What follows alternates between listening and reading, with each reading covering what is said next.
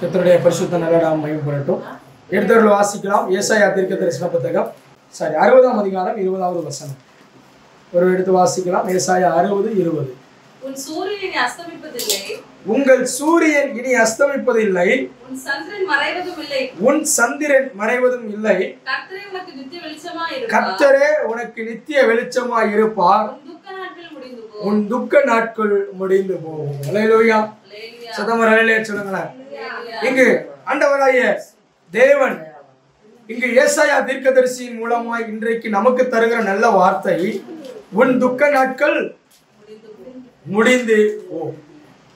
இனி உங்க வாழ்க்கையில துக்கம் சந்தித்த வருஷத்திற்கு நிகரா கர்த்தர் உங்களை மகிழ்ச்சியினாலே மகிழ்விக்க போகிறார். எத்தனை பேர் ஆமென் சொல்ல முடியும்? அல்லேலூயா.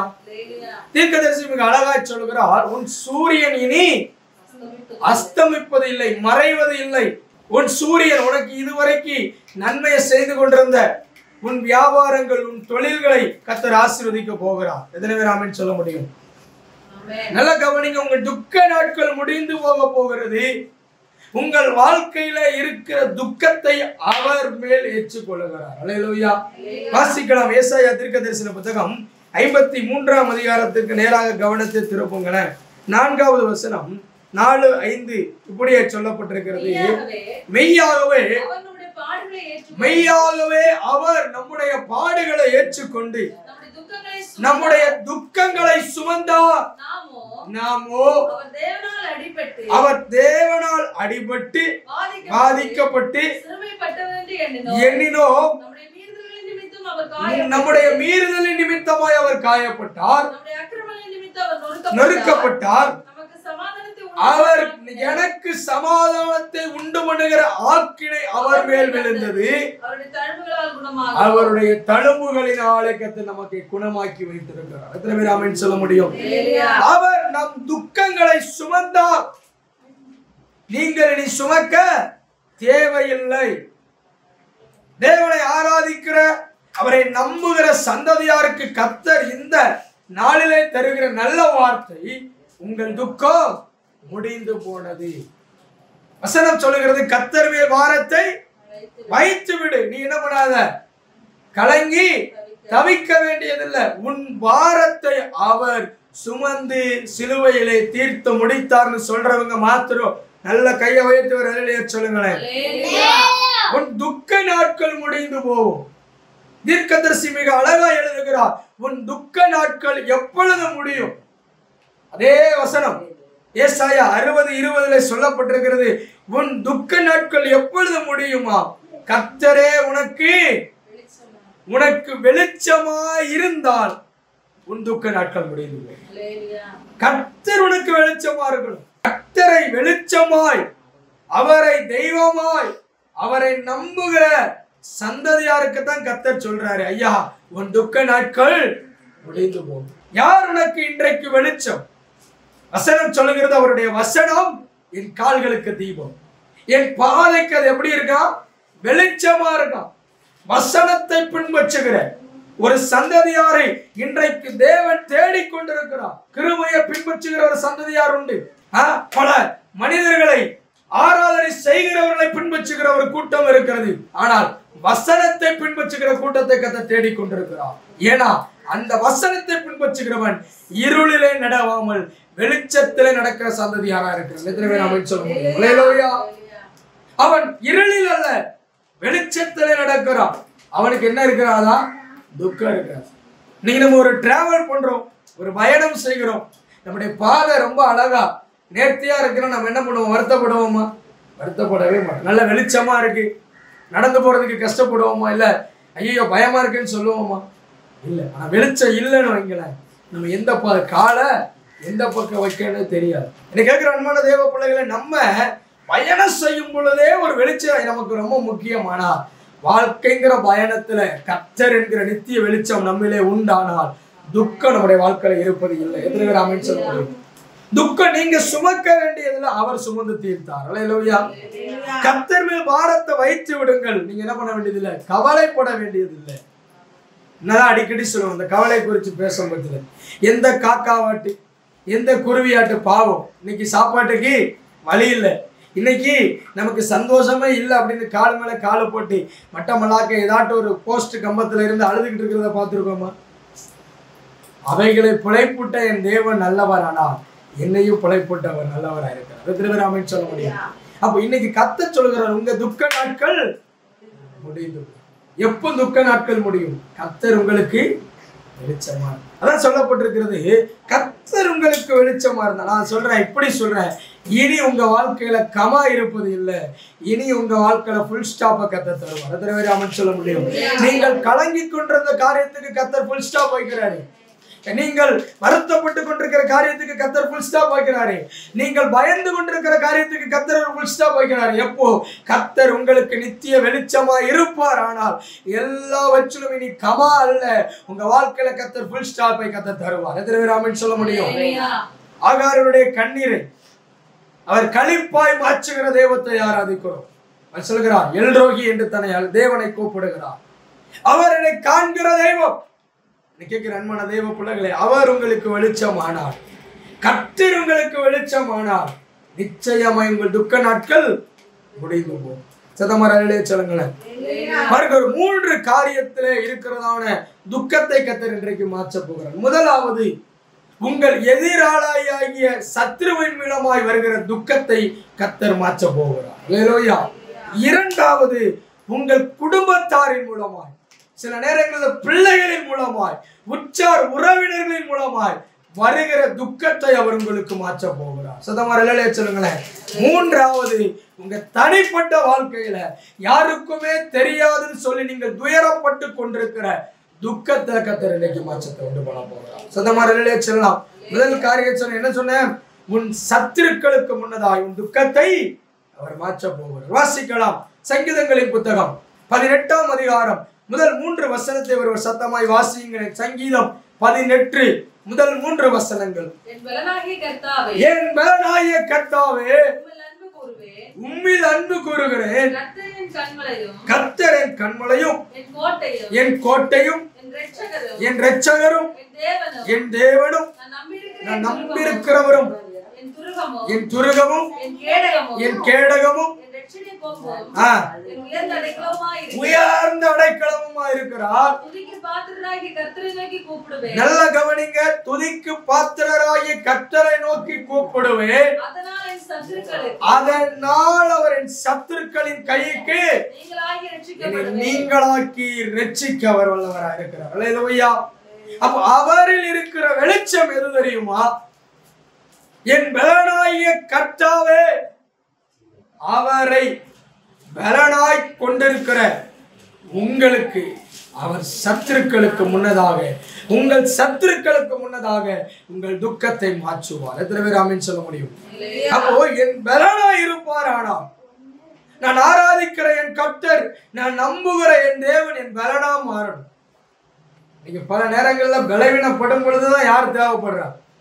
கடவுள், தெய்வம், ஆராதனை, சபை, ஊழியக்காரரு, உபவாச ஜெபம். அம்மாவல்ல, பலவீனப்படும் பொழுது நல்லா இருக்க சில கர்த்தரை தேடணும், அவரின் பலனா இருக்கணும். நான் நிறைய பேரை பார்த்துருக்கேன், ஊழியத்துக்கு அனுப்புவாங்க. நான் பைபிள் காலேஜ் படிக்கும் பொழுது என்னை ஆண்டவர் கிருபையில என்னுடைய தகப்பனார் மூத்த பையங்கிறதுனால ஊழியத்துக்கு அனுப்பிட்டாரு. இன்னும் என்னோட கூட படிக்க வந்த சில பசங்கள்லாம் உண்டு, படிப்பு வரலை, இங்கே போ ஊழியத்துக்கு. வியாதி பட்டிருந்தா வேலை பார்க்கறதுக்கு பலன்னா உடனே எங்கே போ ஊழியத்துக்கு. எப்படிப்பட்ட சமுதாயத்தில் வாழ்றோம் பாருங்க. நம்ம நல்லவையை கர்த்தருக்கு கொடுக்கணுமா? அப்ப நான் இப்படி சொல்றேன், உங்கள் பலன் இருக்க சில கர்த்தரை என்ன பண்ணிடணும்? முழுமையா ஆராதிச்சிடணும். நான் உலகத்துக்குள்ள ஒரு பழமொழி சொல்லுவாங்க, கண்ணு கெட்டதுக்கு அப்புறவே சூரிய நமஸ்காரம். படுத்து கிடக்கத்துல பாஸ்டர் வந்து ஜெபம் பண்ணுங்க பாஸ்டர். ஏமா நேத்து நடந்து போனீங்களே, பக்கத்துல உபவாச ஜெபம் நடந்துச்சு, ஏன் வரல? இல்ல பாஸ்டர், வீட்டுக்கு வந்திருக்காங்க. யாரு? எல்லாம் கவனிங்க. கேட்கிற அன்பான தேவ பிள்ளைகளே, உன் சத்துரு தருகிற துக்கமும் வாழ்க்கையில மாறணும்னா அவரை பலனாய் கொண்டிருக்க வேண்டும். அவர் உங்கள் பலனா இருக்கணும்.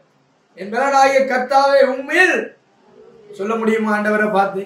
ஆண்டவர், நான் உண்மையில் அன்பு கூறுகிறேன் ஐயா, என் பலன் நீங்க தான். சொல்லப்பட்டிருக்கிறது. துதிக்கிறவனுக்கு அவர் யாரா இருக்கிறாரா? பலனா இருக்கிறார். 71 சங்கீதம் 71:14 வாசிங்களேன். அவர் என் பலனானால் நான் அவர் என்ன பண்ணுவேன்? அதிகமாய் துதிப்பேன். அவரை நம்பிக்கொண்டிருந்தேன். ஆனா வாசிங்க சங்கீதம் 71:14. நல்ல கவனிங்க. யார் கர்த்தரை நம்புகிறான், யார் கர்த்தரை பலனாய் கொண்டிருக்கிறான், அவன் கர்த்தரை என்ன பண்ணுவான்? அதிகமாய் துதிக்கிறவனுக்கு கர்த்தர். துதிக்கிறவருக்கு யார் பலன்? வாசிங்களேன் சங்கீதம் 18ஆம் அதிகாரம் 37-38 வாசிங்க. சங்கீதம் 17, 18, 37, 38. நல்ல கவனிங்க. சத்துருக்களை நான் பின்தொடர்ந்து அவர்களை பிடிப்பேன். நான் அவர்களை நிர்மூலமாக்கும் வரைக்கும் நான் ஓய்ந்திருப்பதில்லை. அவர்களை எழுந்திருக்க மாட்டாதபடிக்கு என்ன பண்ணுவேன்? அவர்களை வெட்டினேன். எப்போ? கர்த்தரின் பலனானால் என் சத்துருக்களை துரத்த கர்த்தர் எனக்கு பலன் தருவார். அல்லேலூயா. வசனம் சொல்லப்பட்டிருக்கு. சத்துருவுக்கு என்ன பண்ணணுமா? எதிர்த்து நில்லுங்க, அப்பொழுது அவன் உங்களை விட்டு ஓடி போகும். எதிர்த்து நிற்கணும். அவர் என் பலன். ஆண்டவரே, நீர் எனக்கு தந்திருக்கிற கிருபை போதும். கர்த்தரை பலனாய் கொண்டிருப்போம். ஆனால் கட்டாயமா நான் சொல்றேன், உங்களுக்கு விரோதமா எழும்புகிற, வெளியிலிருந்து எழும்புகிற சத்துரு அவர் என்ன பண்ணுவாரா? துரத்துவார். ஒரு சத்துரு உட்புகுதல் உங்களுக்கு இராதிருக்கும். உங்கள் எல்லையில சத்துருவானவன் உட்புகுதல் இல்லாமல் இருக்க வேண்டுமானால், உங்கள் கூடாரத்தில் நீங்கள் தீங்கை காணாமல் இருக்க வேண்டுமானால் அவரை பலனாய் பிடித்துக் கொள்ளுங்கள். அல்லேலூயா. அவரை நம்பிக்கையாய் பிடித்துக் கொள்ளுங்கள். நான் விசுவாசிக்கிறேன், அவரை பலனாய் கொண்ட ஒருவரையும் அவர் என்ன பண்ணல? விட்டு போகும். சிம்சோன் எப்படியா ஜெபிக்கிறார்? என்னை நினைவு கூர்ந்தருளும். கர்த்தர் நினைச்சாரா? நினைக்கலையா? சிம்சோனின் மேல கிருபையை வைத்து அவன் இழந்து போல பலனை கொடுத்து அவன் உயிரோடு இருக்கிறவர்களை காட்டிலும் அவன் சாகும் பொழுது கொன்ற பெலிஸ்தேருடைய எண்ணிக்கை அதிகம். எத்தனை பேர் அவன் சொல்ல முடியும்? கேட்கிற அன்பான தேவ பிள்ளைகளை, அவர் உங்கள் பலன் ஆனால், அவர் உங்களுடைய பலனாய் இருப்பார். ஆனால் உங்கள் வாழ்க்கையில, உங்களுடைய தனிப்பட்ட ஜீவிதத்துல, உங்க குடும்ப ஜீவிதத்துல அவருக்கு பலனை கொடுத்தவங்க நான் விசுவாசிக்கிறேன். சத்துரு உட்புகுதல் இனி இல்லாத இருக்கும். இரண்டாவது நான் சொன்னேன், உங்கள் குடும்பத்தினால் வரும் துக்கம், அதாவது உங்கள் பிள்ளைகளினால் வரும் துக்கம். வாசிக்கலாம் சங்கீதங்களின் புத்தகம் 147வது சங்கீதம். அதிலே 11வது வசனத்திலிருந்து 13வது வசனம் வரை வாசிக்க கேட்கலாம். 11லிருந்து 13 நமக்கு பயந்து தமது கிருபைக்கு காத்திருக்கிறவர்கள் மேல் கர்த்தர் பிரியமாய் இருக்கிறார். துதி. நல்லா கவனிங்க. கர்த்தரை கிருபையை அவருக்கு பயந்திருக்கிற சந்ததியாருக்கு அவர் என்ன பண்றாரா? வாசலின் தாழ்பால்களை பலப்படுத்தி உன்னிடத்தில் இருக்கிற உன் பிள்ளைகளை ஆசீர்வதிக்கிறார். குடும்பத்தினாலே, குடும்பத்துல நிம்மதி இல்லை, பிள்ளைகளால நிம்மதி இல்லை, கணவனால நிம்மதி இல்லை, மனைவியால நிம்மதி இல்லை, நான் என் பக்கத்து வீட்டுக்காரனால நிம்மதி இல்லை, என் எய்த்த வீட்டுக்காரனால நிம்மதி இல்லை, என் உறவு முறைகளால நிம்மதி இல்லை, நான் என்ன செஞ்சாலும் அதுல குற்றம் கண்டுபிடிக்கிறவர்கள் மத்தியில நான் வாழ்ந்து வருகிறேன். கர்த்தர் உங்களை பார்த்து இன்னைக்கு சொல்றாரு, நீங்க அவருக்கு பயந்து அவருக்கு கிருபைக்கு காத்திருந்தா உங்கள் எல்லைகளை அவர் சமாதானம் உள்ளதாக்குவார். எத்தனை பேர் ஆமென் சொல்ல முடியும்? 14வது வசனம் வாசிங்க அதே சங்கீதங்கள்ல. அவர் உன் எல்லைகளை சமாதானம் உள்ளதாக்குவார். உச்சிதமான கோதுமையினாலே திருப்தியாக்குவார். எப்போ? அவருக்கு பயந்து அவருக்கு கிருபைக்கு காத்திருக்கிற உங்கள் மேல, உங்கள் குடும்பத்தாரின் மூலமாய் வருகிற அந்த துக்கத்திலிருந்து உங்களை மாற்றும். உங்கள் வீட்டில் ஒரு சமாதானம் இருக்கும், உங்கள் எல்லையிலே ஒரு சமாதானம் இருக்கும். உங்கள் உச்சிதமான கோதுமை விலை உயர்ந்த ரகத்தினாலே கர்த்தர் உங்களை போஷிப்பார். எதிரே ஆமென் சொல்ல முடியும். நான் என்ன செய்யணும்? அவருக்கு பயந்து கிருபைக்கு காத்து. கர்த்தருக்கு பயப்படுகிற பயம் நமக்கு ஆசீர்வதிக்கும். ஆனா மனுஷனுக்கு பயப்படுகிற பயம் கண்ணியே வருவிக்கும். நான் சொல்லல, வசனம் சொல்லி நம்ம அநேக நேரங்களில் மனுஷனுக்கு பயப்படுகிறோம். அது நமக்கு எதவா இருக்குமா? கண்ணியா இருக்கும். கர்த்தருக்கு பயப்பட்டு பாருங்க. கர்த்தருக்கு பயப்படுகிறவர்களை குறித்து 128வது சங்கீதம் சொல்லப்பட்டிருக்கிறது. உன் பிள்ளைகள் உன் பந்திய சுத்திலும் ஒளிவமர கன்றுகளாயிருப்பார்கள். கர்த்தர் உன்னை சீயோனிலிருந்து ஆசீர்வதித்துக் கொண்டே இருப்பார். நீ உயிரோடு இருக்கும் நாளெல்லாம் எருசலேமின் வாழ்வை கண்டு நீ மகிழ்ந்திருக்கத்தக்க என்ன செய்யணும்? கர்த்தருக்கு பயந்திருக்கணும். சபையே, அன்பு வாலிப தம்பி தங்கச்சி, கர்த்தருக்கு பயப்படணும். பார்க்கிற மனிதனுக்கு அல்ல பயம், கர்த்தருக்கு பயந்தான். கர்த்தருக்கு பயந்திருப்பீர்கள் ஆனால், அவர் கிருபைக்கு தினந்தோறும் காத்திருப்பீர்கள் ஆனால், உங்கள் குடும்பத்தின் மூலமாய் வருகிற உங்கள் வீட்டிலே இருக்கிற சத்துருடைய கிரியைகளை அவர் அதமாக்கி உங்களுக்கு ஒரு சமாதானத்தை கடலிடுவார். நான் சொல்றது இவருக்கு புரியுது? மூன்றாவது, உன் தனிப்பட்ட வாழ்க்கையில உள்ள துக்கம் மாறும். வாசிக்கலாம். ஏசாயா தீர்க்கதரிசன புத்தகம் 60ஆம் அதிகாரம் 15வது 16வது வசனத்தை வாசிக்கலாம். நீ நெகிழப்பட்டதும் நீ கைவிடப்பட்டதும் இருந்தாய், உன்னை நித்திய மாட்சிமையாகவும் தலைமுறை தலைமுறையாகவும் என் வெளிச்சம் மகிழ்ச்சியாகவும் வைப்பேன். போதுமானது. நல்லா கவனிங்க. நீ செப்பரேட கர்த்தர் சொல்றார். ஒவ்வொரு மனிதர்களும் நீங்கள் உங்க வாழ்க்கையில சந்தித்து வருகிற பலவிதமான காரியத்தில என்ன பண்ணணுமா? தலைமுறை தலைமுறைக்கும் அவர் உங்கள் வெளிச்சமா இருப்பார். ஆனால் உங்கள் சந்ததியை கர்த்தர் ஆசீர்வதிப்பார். எத்தனை பேர் ஆமென் சொல்ல முடியும்? பாருங்க, நாகமானுடைய வாழ்க்கையில இருக்கிற துயரம் யாருக்குமே தெரியாது. அவன் தனிப்பட்ட வாழ்க்கையில நடந்த அழுகை. ஆனா கர்த்தர் நாகமானுடைய வாழ்க்கையில அற்புதத்தை செய்தார். சொல்றாரு, நீ நெகிழப்பட்டதோ, நீ கைவிடப்பட்டதுன்னு நினைக்கிற, என்னை பார்க்க யார் இருக்கா? என்னுடைய சூழ்நிலை அறிய யார் இருக்கா? என்னை ஆதரிக்க யார் இருக்கா? எனக்கு விடுதலையை பகிர்ந்து கொள்ள யார் இருக்கா? எனக்கு ஒரு கஷ்டத்தை ஷேர் பண்ணி கொள்றதுக்கு யார் இருக்கா? நான் விசுவாசிக்கிறேங்க, நீ கைவிடப்பட்டதும் நீ நெகிழப்பட்டதும் என்று சொல்லுகிற தேசத்துல கர்த்தர் உன்னை நித்திய மகிமையாய் கர்த்தர் வைப்பார். உன்னை நித்திய மகிழ்ச்சியாய் கர்த்தர் வைப்பார். என்ன செய்யணும் தெரியுமா? அவர் உனக்கு வெளிச்சமாய் இருக்க வேண்டும். சபையே, வெளிச்சத்திலே நடக்கிற பிள்ளைகளால் இருளை விட்டு அகற்றி உங்க வீட்டில் இருக்கிறதான இருளான ஆதிக்கத்தை, இருளான கிரியைகளை விட்டு அகற்றி வெளிச்சத்திற்கு நேராய் பிரயாணப்பட்டு நடப்பீர்கள். ஆனால் தனிப்பட்ட வாழ்க்கையில கர்த்தர் ஒரு ஃப்ரீடம் கர்த்தர் கொடுப்பார். ஒரு தனிப்பட்ட வாழ்க்கையில நீங்கள் சந்தித்துக் கொண்டிருக்கிற, யாருக்கும் அறியாமல் நீங்கள் சந்தித்துக் கொண்டிருக்கிற ஒருவேளை உடலின் உபாதைகள் இருக்குமானால் நான் விசுவாசிக்கிறேன், நீங்கள் உங்கள் அவருடைய வெளிச்சம் உங்களிலே வெளிப்பட்டால் தேவன் உங்களை சமாதானம் உள்ளவைகளை நடத்த ஆரம்பிப்பார். எத்தனை ஆமென் சொல்ல முடியும்? என்னுடைய வாழ்க்கையில அவர் என் வெளிச்சமாய் இருந்தார். சொல்லப்பட்டிருக்கிறது தலைமுறை தலைமுறை. சங்கீதம் 22:30 சொல்லப்பட்டிருக்கு, ஒரு சந்ததி அவரை சேவிக்கும். அது ஆண்டவரின் தலைமுறை தலைமுறையாக. இது யாருடைய சந்ததி என்று சொல்லப்படும்? ஆண்டவருடைய சந்ததி என்று சொல்லப்படும். மோவாபிய ஸ்திரீ ரூத் தன் வாழ்க்கையில கர்த்தரை தேடி வந்தா, கர்த்தருடைய ஜனத்தாரிடத்திலே தன்னை சேர்த்து கொண்டா. நடந்தது என்ன? ஆண்டவராகிய இயேசு கிறிஸ்துவினுடைய அந்த பிறப்பின் அட்டவணையிலே ரூத்தினுடைய பெயர் வந்தது. மோவாபிய ஸ்திரீதான். பாருங்க, எரிகோ பட்டணத்திற்கு போவதற்கு முன்னதாக ராகாப் என்கிறதான ஒரு வேசி, அந்நிய ஜனம்தான். ஆனா கர்த்தருடைய ஜனத்துக்கு அடைக்கலம் கொடுத்தார். கர்த்தர் வெளிச்சமா இருந்தா என் சந்ததி அவர் ஆசீர்வதிக்கட்டும் சொல்லி தன்னை விட்டு கொடுத்தார். நடந்தது என்ன? ராகாப்புடைய வாழ்க்கையில் அவள் ஒருவர் தான் தேவனை தேடினார். அந்த ஜனத்தினிடத்துல தன்னை சேர்த்துக் கொள்ள விருப்பப்பட்டார். நடந்தது என்ன? ராகாப்பினுடைய தலைமுறையை கர்த்தர் ஆசீர்வதித்தார். அவருடைய பெயரும் தேவனுடைய பிறப்பின் ஆண்டவராய் இயேசு கிறிஸ்துவினுடைய பிறப்பின் அட்டவணையில இருக்கிறது. என்ன கேட்கிற அன்பான தேவ பிள்ளைகளே, என்ன கேட்கிற அன்பான தேவ ஜனமே, கர்த்தர் எனக்கு வெளிச்சமாயிருந்தார். என் வாழ்க்கையில நன்மையை துளிர்விட அல்ல, அது வளர்ந்து பெருக கர்த்தர் உதவி செய்வார். அல்லேலூயா.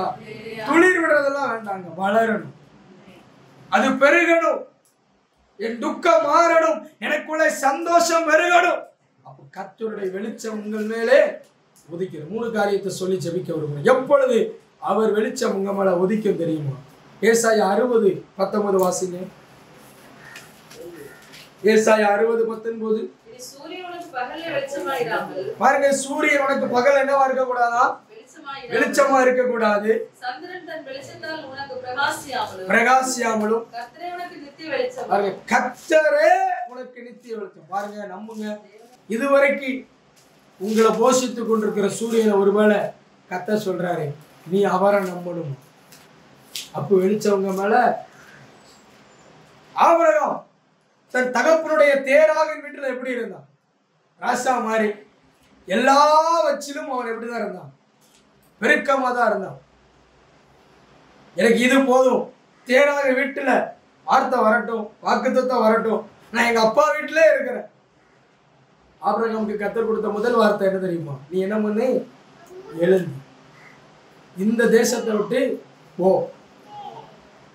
அதுதான் வாக்குத்தத்தம். இன்னைக்கு கேட்கிற அன்பான பிள்ளைகளை, இதுவரைக்கும் நீங்க நம்பிக்கொண்டிருந்ததை இனி நம்பாதிருங்கள். இதுவரைக்கும் இவங்க பார்த்துக்குவாங்க, அவங்க பார்த்துக்குவாங்க, இவங்க என்னைய போஷிப்பாங்க, அவங்க என்னைய போஷிப்பாங்க. கர்த்தர் உங்களை போஷித்தா அதுதான் நித்திய போஜனமா இருக்கும். எத்தனை பேர் ஆமென் சொல்ல முடியும்? நல்ல கையை வைத்து அல்லேலூயா சொல்லுங்களேன்.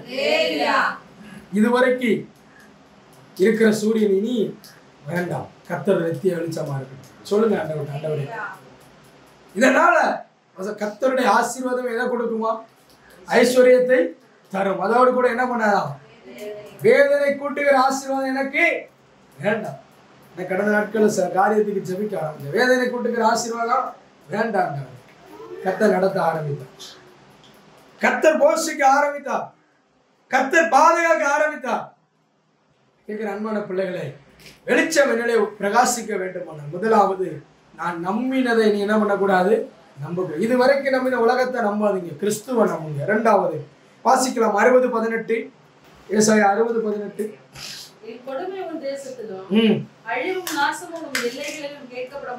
மாட்டாது. போதுமா? உன் மதில்களில என்ன இருக்கணுமா? ரட்சிப்பு இருக்கணுமா? உன் மதில்னா என்னது? என்னுடைய மதில்னா எது? என் சரீரம் தான். என் சரீரத்தை நான் எப்போ குளிக்கணுமோ குளிப்பாட்டலாம், எப்போ பல்லு வளர்க்கணுமோ பல்லு வளர்க்கலாம். இது என்னுடைய மதில். இந்த மதில் எப்படி இருக்கணுமா? ரட்சிப்பினால அலங்கரிக்கப்படணும். இயேசு ஒருவரை ஏற்றுக்கொள்வீர்கள், ஆனால் நீங்கள் ரட்சிக்கப்பட்டவர்கள். எத்தனை பேர் ஆமென் சொல்ல முடியும்? அப்ப உன் மதில்கள், உன் வீட்டில ஒரு மதில் இருக்கணும். உங்க வீட்டுக்குள்ள என்ன இருக்கணும்? கர்த்தருடைய ரட்சிப்பு இருக்கணும். சும்மா பேர் பிரஸ்தாபத்துக்கான ரட்சிப்பு இல்லை. நீங்க நிறைய பேர் சொல்லுவாங்க, நாங்களே யாரதான் தேடுறோம், நாங்களும் ஆண்டவரை தானே தேடுறோம். ஆமா, அவருக்கு பேர் என்ன சொல்லுங்க பாப்போம். நான் தேடுகிற ஆண்டவருடைய பெயர் இயேசு. சதமரல், நான் தேடுகிற ஆண்டவருடைய பெயர் இயேசு. நீங்க தேடுற ஆண்டவருடைய பெயர் என்ன? இயேசுன்னா நான் நம்புறேங்க, உங்கள் மதில்களில் ரட்சிப்பை கர்த்தர் தருவார். அல்லேலூயா. ஏன்னா அவர் இயேசுன்னு கூப்பிட்ட ஒருத்தர் கூட அவரிடத்திலிருந்து ரட்சிப்பை பெறாமல் திரும்பி போனதாய் வேதத்திலே சொல்லப்படவில்லை. எத்தனை பேர் ஆமென் சொல்ல முடியும்? ஐயா, பர்த்திமேயு குருடன் கத்துக்கிறான். எப்படி கத்துறான்? தாவீது குமாரன் எனக்கு. அவன் கூப்பிட்ட சத்தத்துக்கு கர்த்தர் இறங்கினாரா? இறங்கலையா? அவன் பார்வையை, குருடான வாழ்க்கையில கர்த்தர் அவன் பார்வையை கடலை. இன்னைக்கு சொல்றேன், உங்கள் மதில்கள் என்ன இருக்கணுமா? ரட்சிப்பு. ஜெபம் ஆண்டவரே, மதில்களுக்குள்ள என் வீட்டுக்குள்ள ஒரு ரட்சிப்பு வருவதால் ரட்சிக்கப்படாத கணவன் ரட்சிக்கப்படட்டும், ரட்சிக்கப்படாத பிள்ளைகள் ரட்சிக்கப்படட்டும், ரட்சிக்கப்படாத என் குடும்பத்தை ரட்சித்து தாங்கப்பா. நான் விசுவாசிக்கிறேன், இந்த எல்கையில கர்த்தருடைய ரட்சிப்பு உண்டா இருக்குமானால் இந்த இடத்துல ஒரு பெரிய நித்திய வெளிச்சத்தை கர்த்தர் கட்டளையிடுவார்.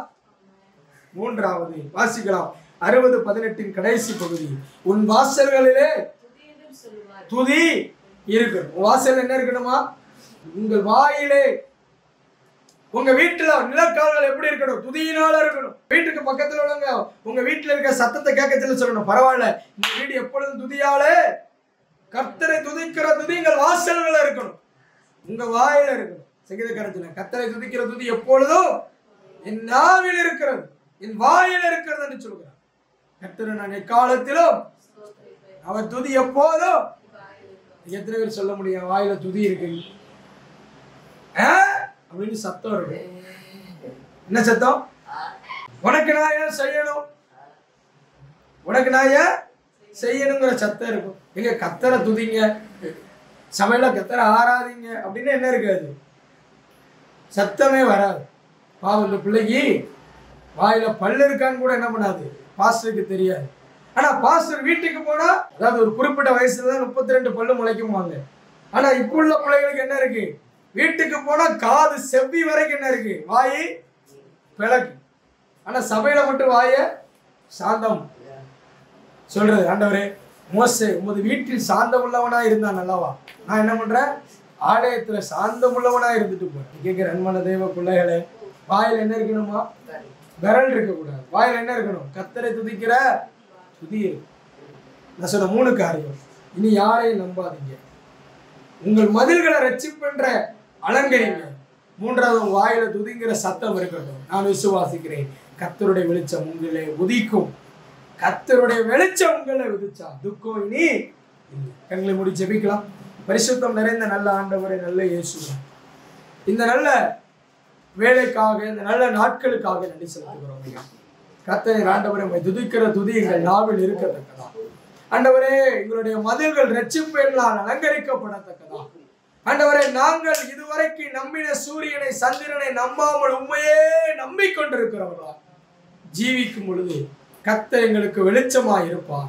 கர்த்தர் எங்களுக்கு வெளிச்சமாய் இருந்தா என் துக்க நாட்கள் முடிந்து போகும் என்று பேசினேன். ஆண்டவரே, இந்த வார்த்தை எங்கள் விசுவாசித்து கர்த்தாவே இந்த நாளை அர்ப்பணிக்கிறோம்.